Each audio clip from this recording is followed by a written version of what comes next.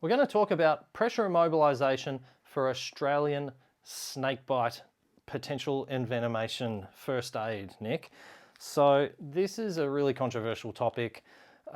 Nobody really knows the right way to do this, or if it even actually does anything for patients. So we're going to talk about the actual use of proper snakebite bandages, how to do it, some of the theories behind it. Nick, what's your understanding of why we do pressure immobilisation on snake bites? Yeah, so I guess the reason we do it is Australian snakes have small fangs, so the venom doesn't go in very deep. There's a school of thought that thinks the venom travels up lymphatics, and then in theory, if you can apply a bit of pressure via a bandage to the leg, that might be enough to slow down the venom. And the other thing with Australia is it's huge, so when you get bitten by a snake, you might be many hours realistically from any kind of facility that could provide you with antivenom. And for that reason, there's a theory that it makes sense to try and slow the venom effect down until you reach the hospital. But this, of course, is in the context that many snake bites aren't envenomed at all. And we've probably both seen situations where tight bandaging has been the problem, not the snake bite, and you end up with a very dusky looking foot arriving at the hospital and a painful leg because of an overly tight pressure immobilisation bandage. So you've touched on a lot of the main points there, Nick. You'll read guidelines that and instructions from supposedly reputable sources that give you this idea that application of a bandage of a certain pressure, and some of these will have pressure grading systems on them, we'll talk about these in a minute, will apply enough pressure to the limb to slow down lymphatic flow, ideally stopping the venom entering the central circulation and causing systemic effects. But some of these guidelines have differing views and opinions and instructions, and you might find it confusing as to what the right thing to do is. Some of them will talk about starting at the bite, going distal, then proximal with your bandage. Some mention bandaging over the bite and then doing a second bandage. Some talk about starting distally and working the bandage up proximally. That's probably the most common instruction you'll see. Some argue that by doing that you may compress the venom out of the leg up into the body, so why would you do that? You should start proximally and apply distally, thereby pushing venom back down into the leg. The counter argument for that, you'll read in some of these guidelines, is you shouldn't do that, is because you'll cause edema and pain and discomfort to the patient.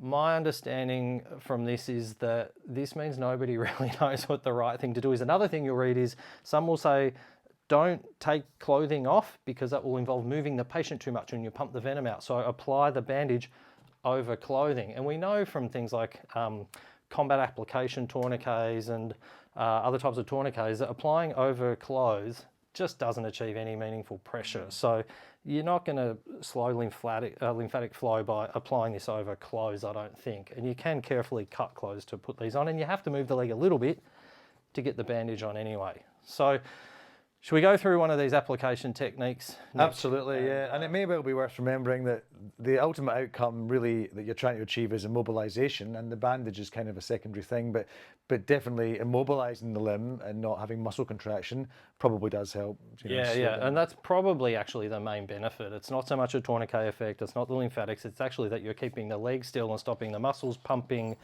anything out of the leg, and also just keeping the patient still. And it's like a sign that says this patient shouldn't move because they might have venom in a limb, and we should keep the whole body still. So we've got a snake bite here on the ankle. So we've got our friend who's been walking in the bush. Nick's hiking. He's got his immobilisation bandage. And like we said, you can buy these from the chemist. When you take these out of the packet, you unwrap the label and it has instructions on the back, which will tell you how much pressure to actually apply. And you'll see that when you stretch these, they come when you unroll them with these little vertical rectangles, and as you apply it and stretch, you want to get it to a square, so that's about the right amount of pressure. And if you stretch it to another rectangle, that's probably too much pressure. So let's start with we'll do the distal to proximal because that's probably the most common application technique. So Nick, I'm going to need you in a second to just gently lift the leg, and I'm going to try and do this with the right amount of pressure and get squares on the bandage. And they say to include the joint above and below, and it's actually like it's not a huge amount of force actually needed to put this stretch on. One thing I'm finding as I'm doing this though is that every time I go around I put the tension on, and then as I come around it's wanting to kind of let the tension off. So you do need to keep it kind of firm. I guess being mindful, I don't know about you, Nick, I've definitely had patients brought in who've had these put on pre-hospitally too tight. Yep. Sometimes a couple of hours or 3 to 4 hours before they arrive in the ED, and it is probably causing some kind of at least venous tourniquet effect, and they've got purple toes and they're in severe pain. So I think you do need to be mindful that you really want to sort of just follow this pressure guide on the limb. And you can see it takes a bit of time, a little bit of effort, and there is some movement involved to actually just get this on. And because we did a practice before, I've kind of unwound it a bit, but we'll get it up. And you see they're quite long, so you're not going to run out of bandage either, I'm finding. You can actually, you've got enough to get up to the leg, or the top of the leg here. But in the interest of time, we'll just crack on. All right, and it does come around. And I think the other instruction you'll read is that they say to have it so you can just slip a finger sort of under the bandage. So if you rest the limb down, you'll see that's like I can just kind of get my finger in there, but it's pretty firm but not super tight. So is that going to stop lymphatics? Not sure. It shouldn't act as a venous tourniquet though, it's not that tight, and it will remind the patient not to move their leg. The other thing they talk about doing then is applying a splint. We've made a little fake bit of cardboard here. If you're out in the bush, use a stick. If you're in the hospital, you can use those foldable orange moldable splints, or if you've got an ambulance around or a first aid kit that has those, and you need a second bandage to hold that on with. You can just use a normal crepe bandage. So again, Nick, you can see doing this by yourself's probably pretty tricky. They say to immobilise the joint above and below.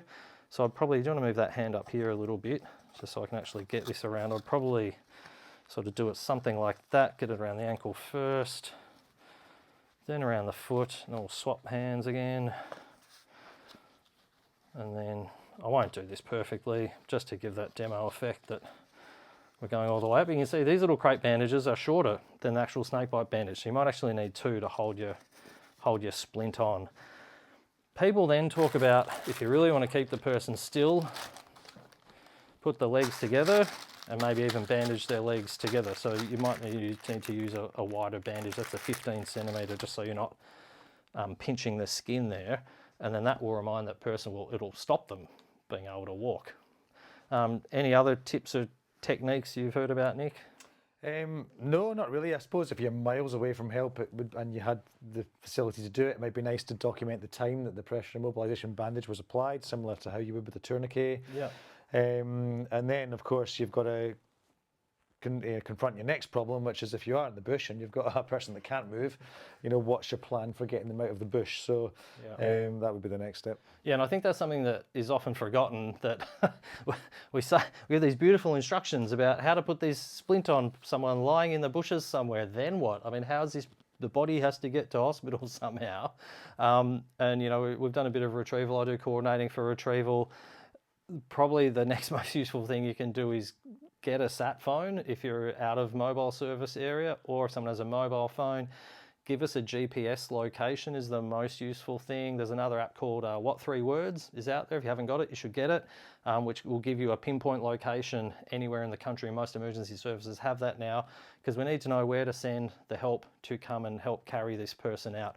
And various park rangers, ambulance services, retrieval services have wheeled carts, some motorised buggies, various things they can bring into often relatively remote places, or just a stretcher and a bunch of people to carry the person out. That's how they're going to get it out of that scene to hospital, because you really don't want them walking, and particularly not if they're getting symptoms of envenomation.